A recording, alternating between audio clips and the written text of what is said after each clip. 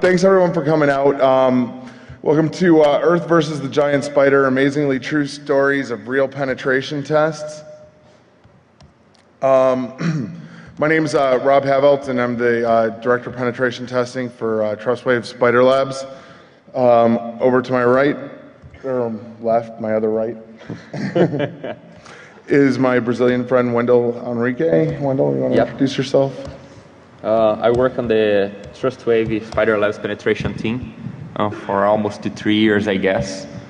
I have over 9 years on the security industry. I have found some vulnerabilities in different set of products, web application firewalls, camera, remote application systems, and probably a lot of others. I represented at Black Hat, DEFCON, WASP, and some other big conference. We are in the process of getting a patent pending technology for a penetration test project with it, and a few other things. That's me. And like I said, I'm the Director of Pen Testing at Trustwave SpiderLabs. I've been around the security industry kind of forever. I've worked from starting up an ISP to doing TSCM to just about every possible job in system administration and information security. I've spoke at a lot of venues, and this is a great opportunity for us to speak at to you guys at probably one of the best security conferences ever, DEFCON, the greatest crowd. So what's this all about? Basically, we put together a collection of the weirdest, freakiest, and most unlikely hacks that we've ever found. And we'll walk you through like these weird, freaky, unusual, just out of the ordinary stuff. We'll let you meet the victims of these odd hacks, because some of these actually have serious implications. And you know, we'll kind of walk you through a few of these things, and kind of wrap it up after that. So basically, we've been in a unique opportunity to see like some very real, interesting, uncommon, and very non-trivial things that can't really be found either using traditional like attacking methods, i.e. like, you know, vulnerability exploits, or straight on technological methods, or even like ways that make sense and follow the laws of, seemingly the laws of physics. We've done this because we have a huge team that does like more than like 2,300 penetration tests in a year. But only the coolest and freakiest stuff were selected to present to you guys. So by the end of this presentation, we hope to have you thinking about these systems and applications that organizations use every day, and how even like the most basic things, security tools, security systems, coffee machines, and things like that might be used against them. So, on with Earth versus the Giant Spider. Do you want to talk about this one? This case is a big network restaurant franchise around the world that sells food over the internet. They have some good maturity of security. So for example, on the application, we couldn't find any cross-site scripting, cycle injection, or things like that. The application was basically created in Java and Flash, and no common parameter manipulation was working, for example, including negative values on products and things like that. However, during the transaction, we detected that the checkout was redirected to a third-party gateway, and this gateway, when get this information, processed and sent the information to a security channel directly to this company and they just got a response like approved or not approved.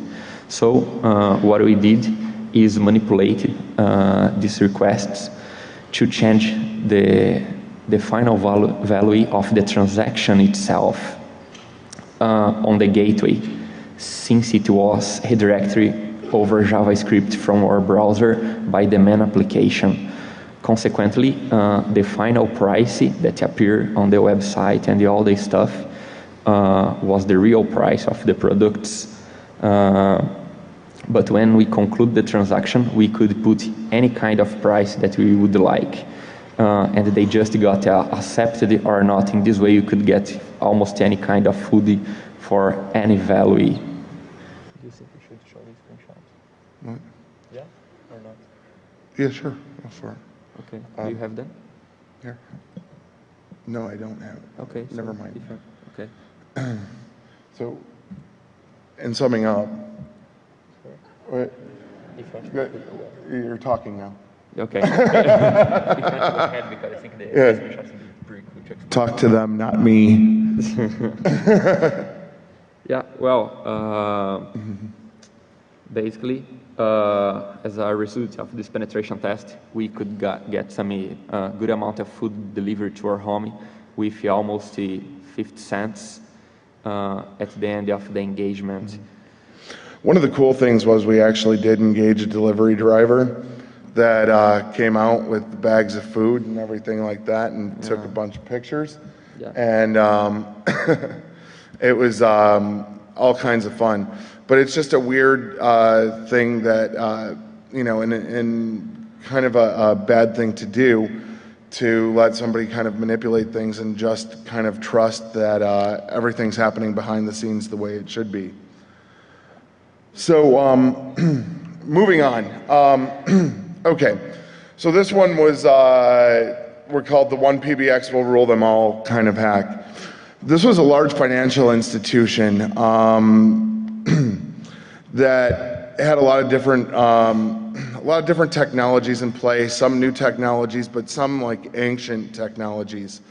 In the course of like testing this institution, you know, one of the things that you normally want to do is kind of dial the space. Sometimes you do it just to voicemail surf and see who's out, who's in, who's doing what people's names are, and you know, things like that. A side benefit of just kind of calling random numbers and listening is sometimes you run into something where you get a modem tone. Well, in doing this, you know, I called a number, got a modem tone, and just a weird, like, kind of series of characters and a login prompt that was kind of generic, but kind of dissecting like the series of characters and what we got back from the modem over making like several calls, figured out that it was an old Siemens Roam PBX. Well, in this case, that's great. You know, you get a PBX kind of manual.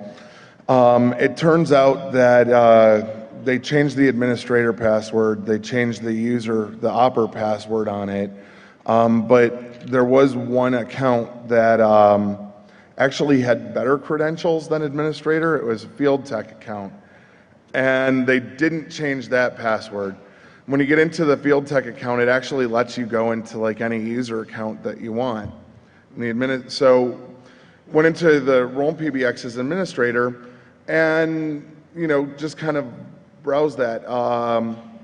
Having like done some voicemail surfing previously, I knew that the extension for the help desk. So one of the features is to like clone a voicemail box. So one of the things we did is created a new extension, cloned the voicemail box for the corporate tech support. And at the end of the day, we'd kind of listen to the various messages.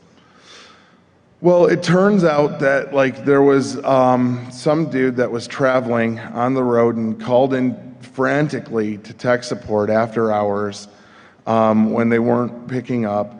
asking a problem about a VPN problem.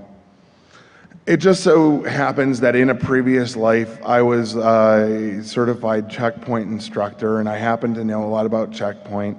In a previous life, I actually sat on help desks and did checkpoint managed services. And the problem he was describing, I knew exactly what it was right away. It was a stupid settings problem. So I actually just called the guy back. I called the guy back and I walked him through his problem. First, I asked him for his username, then I asked him for his password. So that I can check and verify his account. And then I fixed his machine. Afterwards, he logged in and, he logged out and bingo, I logged in as himself, bang, free credentials. The funny part about that was in the wrap-up of testing, we found out that this guy actually sent an email to the head of tech support, praising them for the wonderful tech support they got and the quick responsiveness of the tech. So that one was kind of awesome and freaky and weird, and sometimes you just kind of have to think outside the box. But something stupid not realizing that, hey, the field tech has their own super account on this piece of antiquated technology can have kind of severe implications. So, Well, this penetration test on the reality happened at least 3 times, similar wishes like this one. Well, we were doing an internal penetration test, and during the internal penetration test, the network segmented was very limited. We had almost very few things to test, like one open SSH server, very well updated, one Samba server that's almost without sharing, no folders, nothing, and a Windows box or a few Windows box that just blocked everything except the ping, like the echo request and the echo response. Also, VLAN attack bypass or VLAN hoping was not possible on this specific customer, and neither on these other 2 or 3 that used a similar attack during the last year. However, ARP spoofing, that everybody knows, and it is very common, was present. It was possible to be executed, but it gave no juice. We couldn't get any credential or anything special. However, during the previous external penetration test, we figured out that this customer had an external site in a data center that had a VPN SSL, and this external VPN SSL used a self-signed certificate, and they used this a lot, but we couldn't compromise during the external. So during the internal, we saw some traffic over the SSL port, and we did a HTTPS man in the middle. Since it was a self-signed certificate, probably the users did not figure out the difference. When we dumped the contents, we saw connections to this external VPN SSL server with self-signed certificates. So we just got the cookies and cloned it in our box with a burp suite, and they accessed again the same external data center server.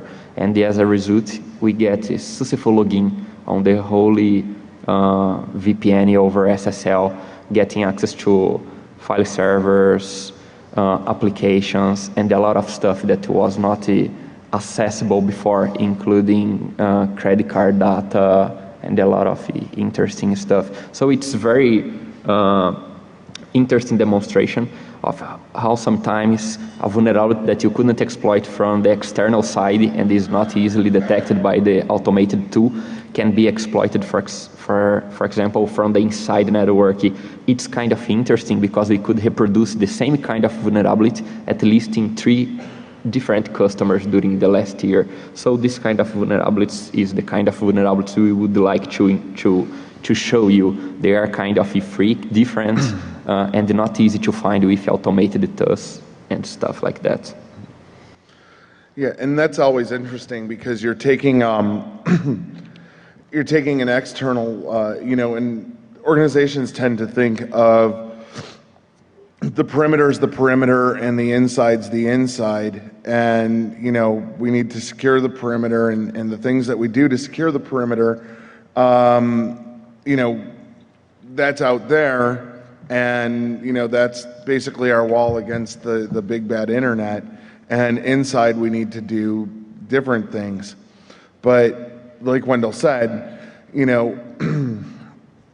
as a malicious attacker or a malicious insider could use external systems just as easily, against internal resources. There was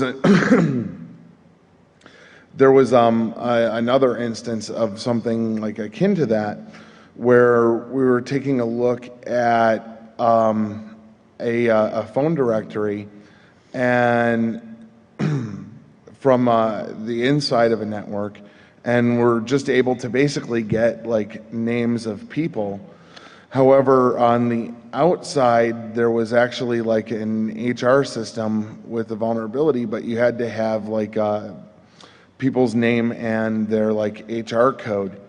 Well, when used with the phone directory inside, it had the HR code, and the vulnerable app from the outside, gave enough information to kind of go through and like actually get like HR data from every single user at that company, including the CEO's payroll information. So those are always interesting. And it's interesting because somehow it was internal that you have to compromise external to come back to internal. Mm-hmm. This one, this one makes no sense. And we're still trying to figure out how this even worked. But we were taking a look at a card processor for actually like an entire country that processed most of the MasterCard and Visa transactions. And they had a transaction switch that they couldn't touch that was from the card brands, and there was kind of a war of, we suspect that's not secure, no it's not, yes it is, no it's not, yes it is, kind of thing. And it was very much, they said this, they said that, kind of going back and forth. The best they could do is kind of like build a wall around it, so because of their their idea that it wasn't very secure, they put some very restricted firewall policies in place.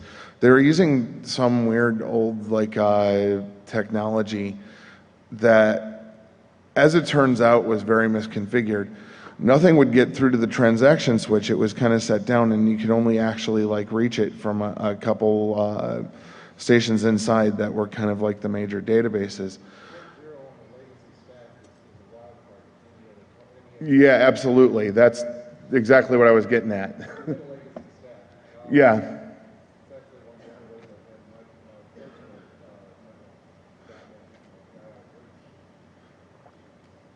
Right, and so what he's saying is, then that's exactly what we found out is, so they spent all this time like building this firewall around it on like this legacy equipment, and basically like things sourced from port 0, like being a wild card on a legacy stack, it like actually kind of sailed right through.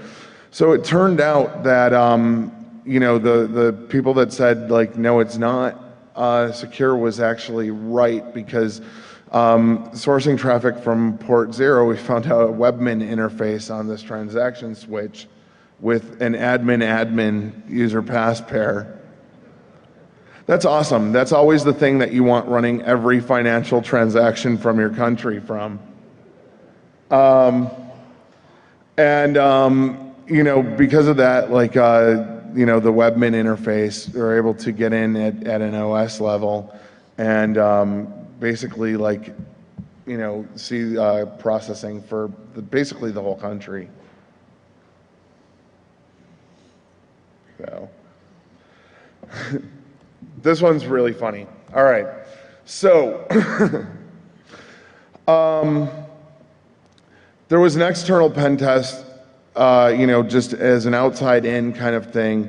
Very few services, a couple applications. There was an administrative, like, web interface, and it was some cheesy thing we thought might be vulnerable, but, you know, we were able to get, like, some of the code to leak and things like that, enough so that, you know, you could Google it and kind of search for it. So it turned out that that led us to looking at, like, comments and metadata in there. We actually found a news group where the administrator actually, like, posted, like, huge snippets of the source code for it, as well as, like, all of his information. It was very, very chatty on the news groups.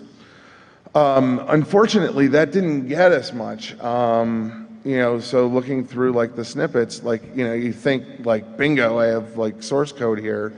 You know, surely I can get, like, something from that. It didn't end up getting much. However, we ended up, like, looking up the guy by name, and we found his Facebook page and, like, you know, like, nicknames and a bunch of stuff about it, which led us to a forum called Caucasian Asian Love.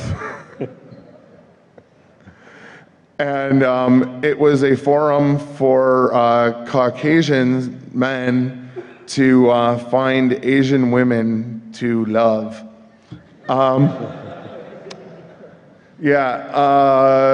So this guy had a full profile on there.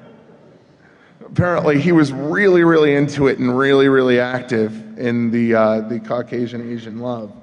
So anyway, we ended up building up a word list from his dating profile, and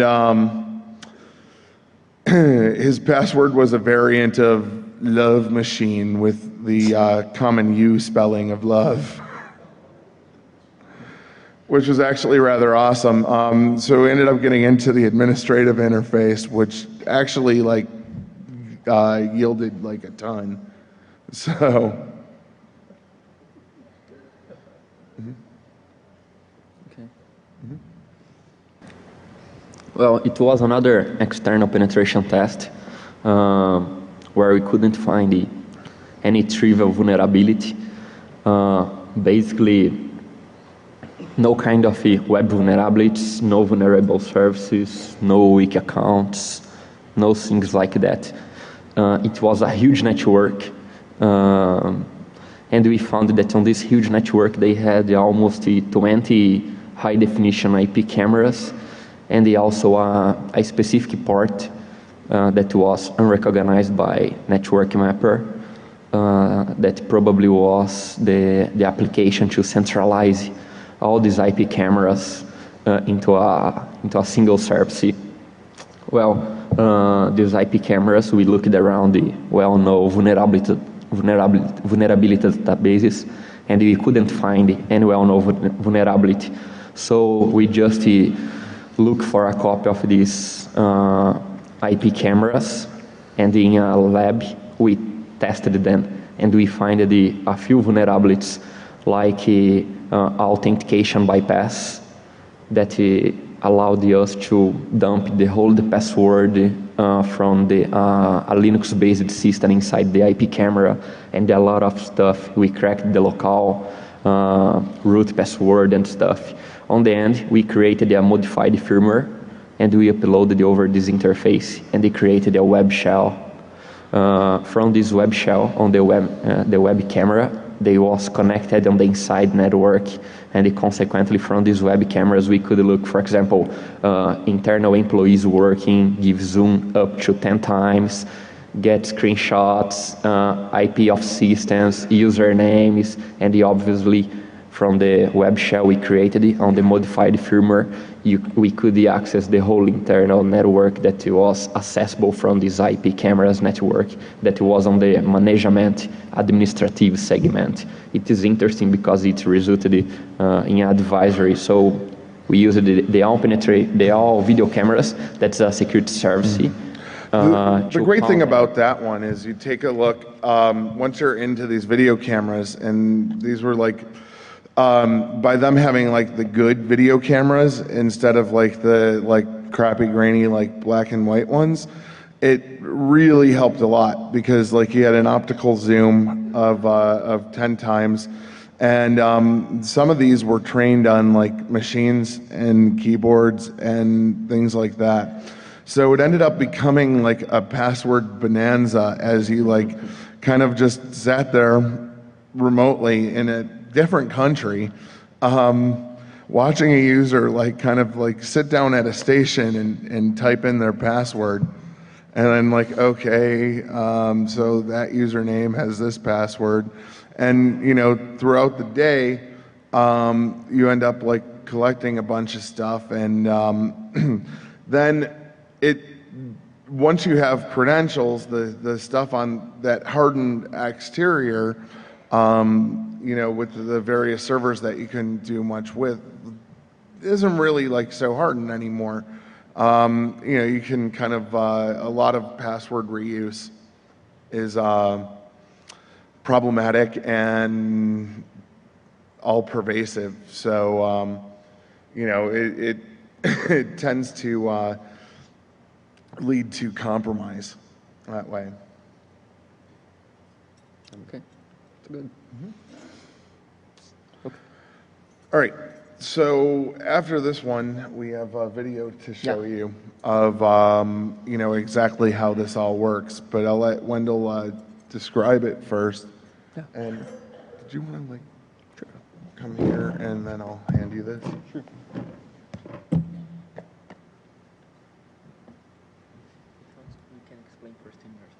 Sure. All right. Go for it. Okay. Well, personally, I really like database security, and we commonly find raw API and the all guys on the internal network penetration test. We see a lot of database, SQL Server, Oracle's, DB2, and the MySQL, and a lot else. Well, sometimes we can compromise them with different techniques, overflows, weak accounts, problems like bad TNS configured services, etc. in Oracle. However, sometimes we can get like ARP spoofing, but no new connections, not people reconnection, or they have strong passwords, so we can't get the decrypt the credentials during the span time of the engagement. And that's a frustrating thing. You're in the middle and you're seeing all this stuff and you wish you could do something with it, and you know, it's like, well, I have all these sessions going, why can't I just grab one? So that's what Wendel and Steve did. They wrote a tool to basically, all right, this is an already authenticated session, let's just go ahead and grab one. Yeah, exactly. Also, big thanks to Steve to work with this with us. He did a great job. And TechNet also supports SQL Server. So the main idea is, if you have the sessions running for Oracle or even SQL Server, why force them to reinject, to disconnect and get credentials or whatever, if you can just take this connection and send your all commands and do whatever we want. So, as you know, we can show screenshots of this penetration test we are talking about because they are customer, and it's not a good thing, but we created the in-house video just to demonstrate how it works. We used it recently a lot in different internal penetration tests with a good level of success. And the tool also is free and available on the internet for who is interested.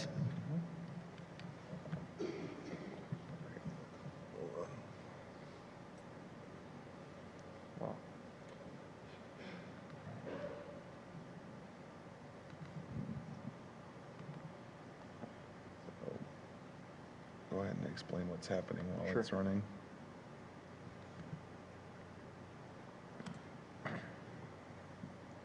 Oops, it's not full screen, I guess. Oh, it is. Okay, so we start off with this tool called VAMP that actually like does the ARP spoofing. It's a Perl script that does kind of like some reverse ARP spoofing. With VAMP, then you'd run this tool called ThickNet. And now we are just showing a normal connection to our Oracle database from a supposed client. This virtual machine is like a client that you want to access. He's first showing that we can't log in with the credential Wendel at the database, as you can see on the first line. Then it's logged with the user Steve, that's a valid user. So Steve is executing a very simple query, like select 1, 2, 3 from the wall or whatever. Now back to ThickNet. If you use the ls command, we can see the active sessions, and the one is marked with the I letter. That means that it's injectable. It was detected as injectable by ThickNet. So, is it playing? Yeah. All right. So the next thing you do is you actually like go ahead and use ThickNet to steal the session. It's a real easy thing. Basically what you end up with is taking that session over. The normal user just reconnects. In most cases, they don't know that anything really happens. It just is kind of like a blip. And a lot of like database clients have connection pools anyway. So, you know, they just start a new connection. You take their old one and basically end up with a shell interface to the Oracle database. Yeah, at this point, we could, for example, send any comments. I see we stolen the connection. So just to demonstrate, we are sending this SQL query that will be creating an account that's called the Wendel, that on the beginning of the video was not an account that existed on the database.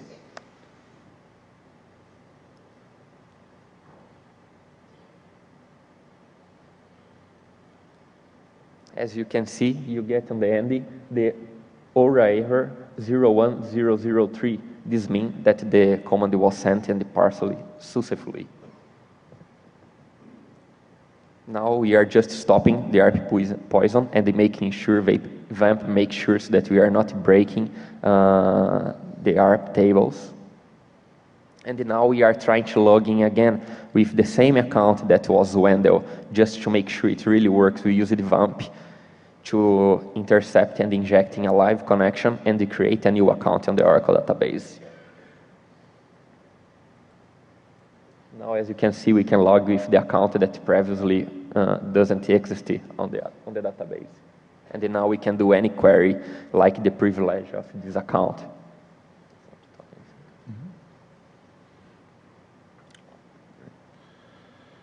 Yeah. And as you see, we're just kind of doing a select query. Yeah, just to demonstrate that it's possible to execute any query.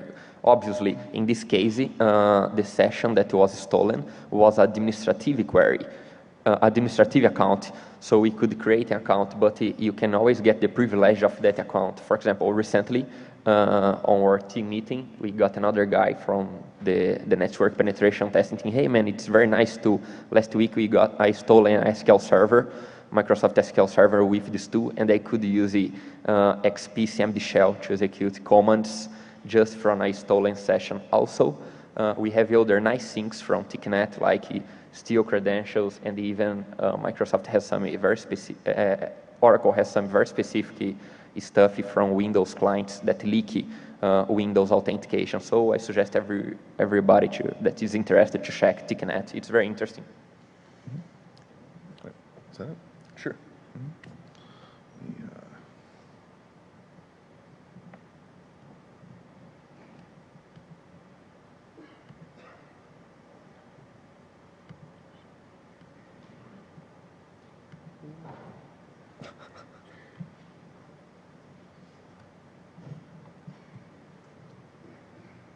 There we go. Okay.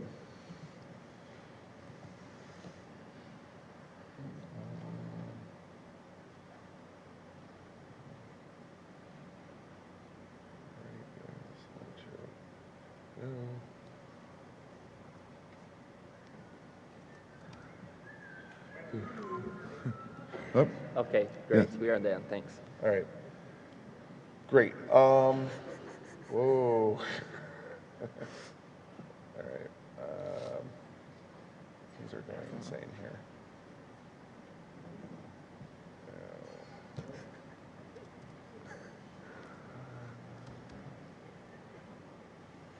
Oh. Okay. So technology is against me. Okay.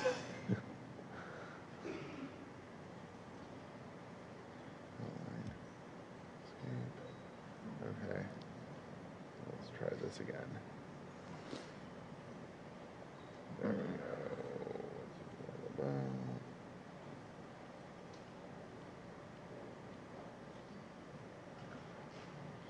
Okay, so it's time to talk about some of the victims of these attacks, because they all have very serious implications. They make for kind of like fun stories, and sometimes funny, you get a chuckle out of them. But let's talk about none of these attacks really led to anything trivial. The reason why they're included here is all of these attacks led to ginormous compromises of huge amounts of data. In some cases, CHD in the numbering in the millions, PII numbering in the millions, and huge amounts of data. So the organizations that we're talking about here are multinational banks, global restaurant franchise, major retail chains, credit card processor for an entire nation.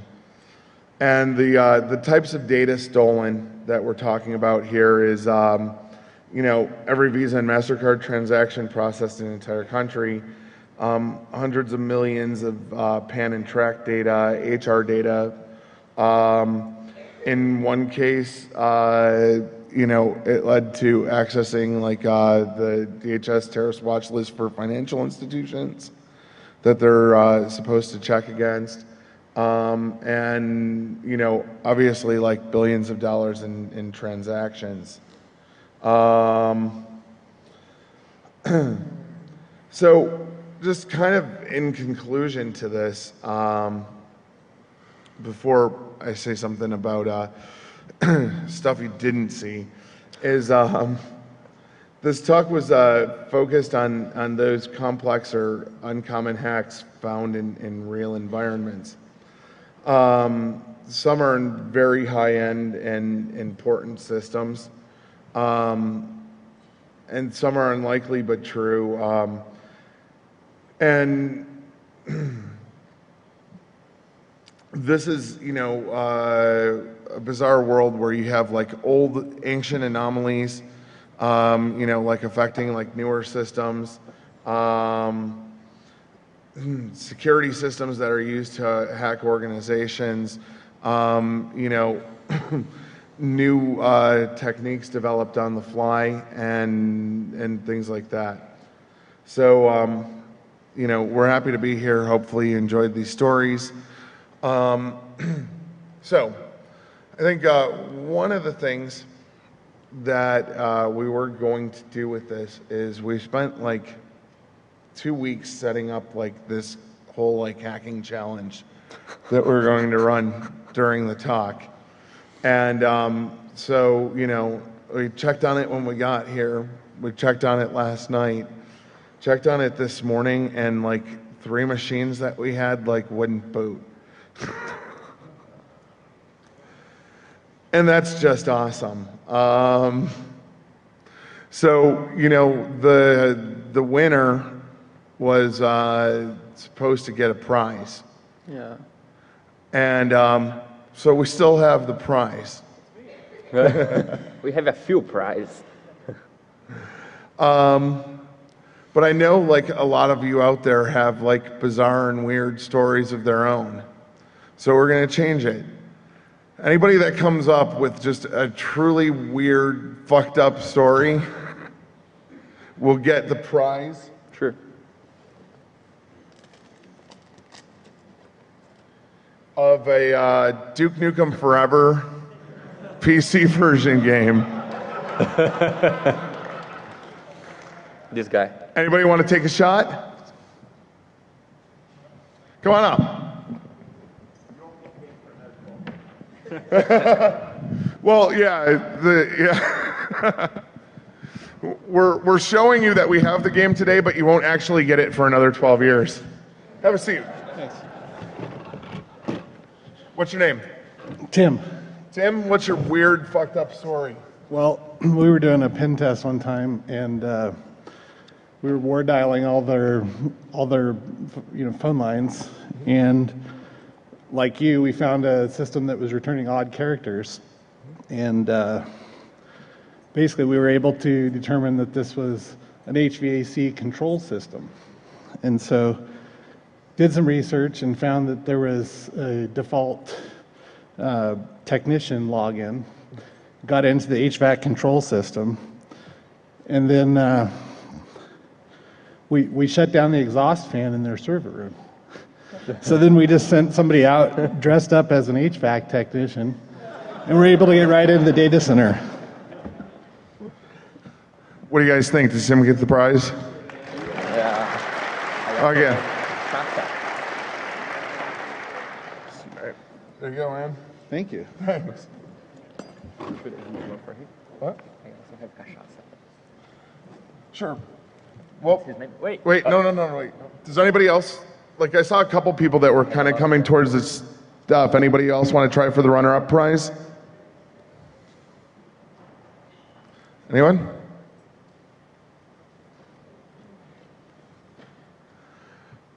All right, well, in that case, I'll drink the cachaça myself. Thanks, everyone. Hope you enjoyed it, and thanks for coming out.